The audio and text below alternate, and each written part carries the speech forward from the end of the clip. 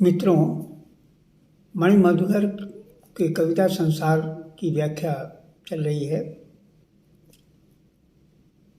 आजी साहब ने देखा कि उन्होंने समसामयिक परिस्थितियों पर तीखा व्यंग किया है। ऐसे ही उनके सारे संग्रह में बलराम के हजारों नाम में देखने को मिलता है। आगे देखिए, समाज में नीचे से ऊपर तथा ऊपर से नीचे जीने की प्रक्रिया निरंतर चलती रहती है, क्योंकि कोई भी वर्ग न देर तक स्थिर रह सकता है। ये पाया गया है कि जिस वर्ग के पास शक्ति होती है वो धीरे धीरे उन शक्तियों का दुरुपयोग करने लगता है और तभी तेज शक्ति ऊपर आने लगती है। ये परिवर्तन एक अपना नैतिक अधिकार रखता है। यह नैतिक अधिकार समाज का धर्म है। धर्म के द्वारा ही नए समाज की व्याख्या की नई पृष्ठभूमि नियंता के शक्ति के रूप में स्थिर होकर एक नए जीवन की सभ्यता को व्यक्त करती है। जैसा कि कवि ने मलबे के बाहर शीर्षक कविता में उस शक्तिवर्धक दुरुपयोगिता का जनतांत्रिक पक्ष प्रस्तुत करते हुए लिखा है। देखिए लाइन, बेखबर अपने आप से कि उसकी शक्ल स्वराज्य के कोण में गल चुकी है।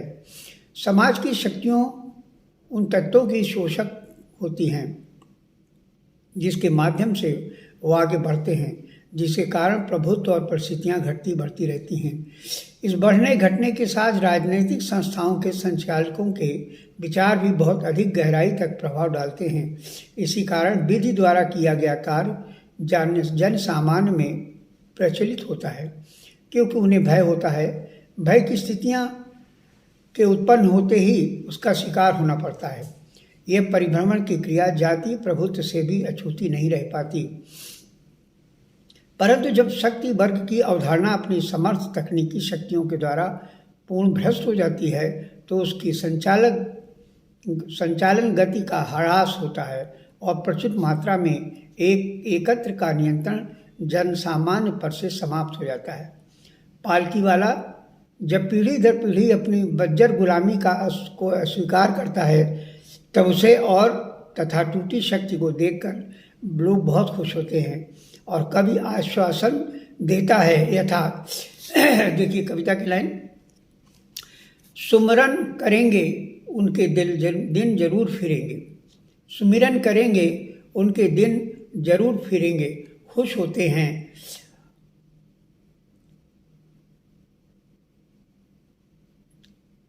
प्रकृति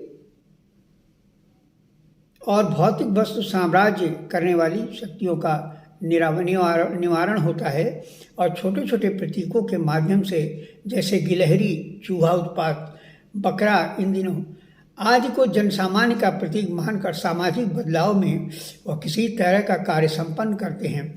ये एक ऐसी प्रथा का निवारण है जिसके परिभ्रमण में अधिकार, प्रतिष्ठा तथा शक्ति की संश्लेषित चेतना क्रिया निहित है।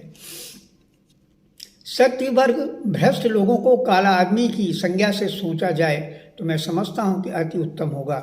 ये काला आदमी समाज और धर्म संस्कृति का विशिष्ट चालक बनता है। कवि को जनसामान्य के प्रति अधिक आस्था है। एक स्थान पर उसने समूह की आस्था तथा उसके चरित्र को सुनियोजित चित्र के रूप में खींचा है। देखिए कविता की लाइन, हाँ ये पत्ते एकजुट होकर छाजन बनेंगे और ठंड में, ताप में, बारिश में मौसम से लड़ते हुए जो चाहेगा उसके लिए आड़ बनेंगे। और ठंड में, ताप में, बारिश में मौसम से लड़ते हुए जो चाहेगा उसके लिए आड़ बनेंगे। ये कविता है ढाल बनेंगे में से ली गई है। राजनीतिक क्षेत्र में शक्ति वर्ग के लोग शेर होते हैं, जिन्हें मैंने काला आदमी की संज्ञा दी है। जब वो अपने राजनीतिक संस्थाओं के स्थायी तौर पर एक विशिष्ट स्थान दिलाने के लिए प्रेरित होता है तब वो चालाकी से काम लेता है।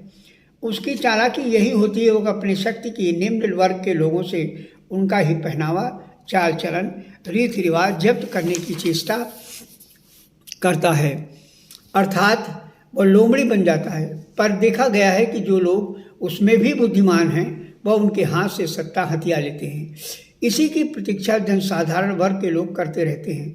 सत्ता का काला आदमी का हटना जनतांत्रिक शक्तियों का विकास है। काला आदमी सत्ता के परिवर्तन को स्वीकार नहीं कर पाता तो विवश होकर एक तीसरी स्थिति में आ जाता है। यथा देखिए, हत्यारा खून से रंगे हाथ धोने के लिए चल पड़ता है झरने की ओर। हत्यारा खून से रंगे हाथ धोने के लिए चल पड़ता है झरने की ओर। अवसान की ये लाइन है। ये तीसरी स्थिति ही उसका विकल्प है। ये तीसरी स्थिति की तलाश तथा उसकी प्रकृति का चित्रण कोई अवसान ऊंचाई पर मुलुक जूड़ा बांधते हुए हक पानी का हाहाकार विक्रेता बीच का रास्ता मौसे रे भाई इन दिनों सूली आघात उदासी जन्नत थकान शीर्षक कविताओं में है। सामाजिक तनाव, राजनीतिक द्वंद्व तथा अर्थ से जुड़े हुए लोगों का सामाजिक परिभ्रमण इस काव्य संग्रह में देखा जा सकता है। समाज की विभिन्न स्थितियों के जनसाधारण के अभिकर्ताओं का चित्रण रचनात्मक समकालीन बयान के रूप में कवि मणिमथकर प्रस्तुत कर काव्य को नई ध्वनि तथा गहराई प्रदान करने में पूर्णतः सक्षम है। भाषा का स्पष्ट उद्भव हिंदी के लिए स्वाभाविक निरंतर स्वतंत्र विकास करने में सही संचालन का कार्य करने में साबित होगी।